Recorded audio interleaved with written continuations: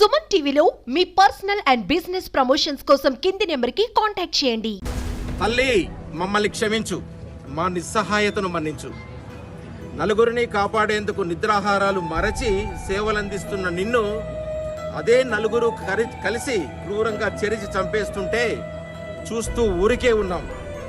తల్లి మమ్మల్ని మన్నించు, మా చేతకానితనాన్ని క్షమించు. 36 గంటలు, ఏ నైట్ డ్యూటీ అయినా 24 గంటలు ఉంటుందండి. డాక్టర్లు ఇప్పుడు 36 గంటలు చేస్తున్నారు. 36 గంటలు ఇంటి మొహం చూడకుండా పేషెంట్లను కాపాడుతున్న నిన్ను అర్ధరాత్రి దాటాక అసురులు చిత్రహింసలు పెడుతుంటే ఆర్తనాదాలు వినకుండా మేము నిద్రపోయాం. తల్లి మమ్మల్ని మన్నించు, మా మొద్దు నిద్రను నువ్వే వదిలించు. పగిలిన కళ్ళద్దాలు గుచ్చుకొని నీ కళ్ళల్లోంచి కారిన రక్తం వైతరినిలా మమ్మల్ని భయపెడుతుంది. ఒక స్పెక్స్ పెట్టుకుని ఒక డాక్టర్ కళ్ళ మీద బలవంతంగా కొడితే కళ్ళద్దాలు పగిలి కళ్ళల్లో కూర్చుకుంటే రక్తం కారాయి ఆ కళ్ళు. కన్నీళ్లు కాదండి, రక్తం కారింది ఆ కళ్ళు. పటపటమని విరిగిన నీ ఎముకల శబ్దం మాకు గుండె పగిలేలా చేస్తోంది. ఆమె పెల్విక్ గడ్డీలో మొత్తం కూడా ఫ్రాక్చర్ అయిపోయింది. తల్లి మమ్మల్ని మన్నించు, మా పిరికితనాన్ని గమనించు. గజానికి ఒక గాంధారి పుత్రుడు వలపన్ని చెరబడుతుంటే కాపాడేందుకు రాడే ఆ అర్జునుడు. భగత్ సింగ్ పక్కింట్లో మాత్రమే పుట్టాలనే కోరుకునే కరుడు కట్టిన స్వార్థపరులం మేము.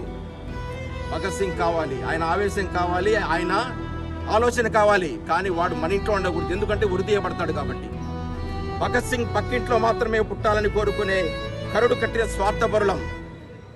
నువ్వు ఏ పాప అయితే ఈరోజు అక్కడ దారుణంగా మరణించిందో, నువ్వు మా ఇంట్లో పుట్టిన ఆడబిడ్డ కానందుకు సిగ్గు లేకుండా మేము సంతోషిస్తున్నాం. తల్లి మమ్మల్ని మన్నించు, మా స్వార్థాన్ని దయతో క్షమించు. సరిహద్దుల్లో సైనికుడు ఆదమర్చి నిద్రిస్తే అది దేశ రక్షణకే ప్రమాదం. అదే విరక్తి చెందిన ఒక వైద్యుడు తెల్లకోటు స్టెథోస్కోపును విసిరేస్తే లోకానికే ప్రళయమని తెలియని వాళ్ళం. ఒక్కరోజు హాస్పిటల్ మూత పెడితే అల్లకల్లోలం అవుతుంది. ఒక వారం రోజులు ఇండెఫినెట్ స్ట్రైక్ హాస్పిటల్ని మూసేస్తే ఎన్ని మరణాలు సంభవిస్తాయి. ఒక్కసారి కరోనా కాలాన్ని గుర్తు చేసుకోండి. ఆ రోజు నిద్ర ఆహారాలు కాదు, ప్రాణాలను కూడా లెక్క చేయకుండా డాక్టర్లు పోరాడారు. మీరు అదే రోజు గులాబీ రేకులు చల్లి వాళ్ళకి స్వాగతం చెప్పారు. మరి అలాంటి పాప 31 సంవత్సరం పాప 36 గంటల పాటు నిద్రాహారాలు లేకుండా రాత్రి 2 గంటలకు అన్నం తిని పడుకునేందుకు ఒక రెప్పపాటు కన్ను మూసేందుకు వెళితే శాశ్వత నిద్రలోకి పంపించారు. పూల పరిమళాలను ప్రపంచానికి అందివ్వాలని ప్రయత్నిస్తుంటే నువ్వు వేర్లతో సహా నరికేసి చెట్టును కూల్చే రాక్షసులను జాగ్రత్తగా మేము కాపాడుతున్నాం. ఈరోజు మనకందరికీ తెలుసు, అక్కడ దొరికింది ఒక నేరస్తుడే, ఇంకా ఎంతో మంది దొరకాలి. వాళ్ళు ముసుగులు బయటకు తీసి సమాజంలో వాళ్ళని ఎక్స్పోజ్ చేసి కఠినంగా శిక్షించాలి. నేను ఇప్పుడు మిమ్మల్ని అందరినీ ప్రశ్నిస్తున్నాను, నిర్భయకు జరిగింది అన్యాయమా? ఈరోజు ఒక డాక్టర్ జరిగితే అన్యాయం కాదా? అంటే ఒక డాక్టర్ అనేవాడు ఒక ప్రొఫెషన్ సంబంధించిన వాడు, ఒక ఆడబిడ్డ కదా. అంటే ఈరోజు నిజంగా ఇక్కడ ఏఎస్ఎఫ్ వాళ్ళు ఇంతమంది చూసి నాకు సంతోషంగా ఉంది. మాకు కూడా సంఘీభావం తెలిపేందుకు ఇంతమంది వచ్చిన స్నేహితులైన స్టూడెంట్లను చూస్తే సంతోషంగా ఉంది. కానీ సమాజం ఎలా స్పందిస్తోంది? నిర్భయ సంఘటనలో దేశమంతా అట్టుడికిపోయింది. ఈరోజు ఒక డాక్టర్ కాబట్టి మీరు ఆ పాపన ఐసోలేట్ చేస్తారా? తను ఒక ఆడబిడ్డే కదా, ఒక కన్నతల్లి బిడ్డ కదా.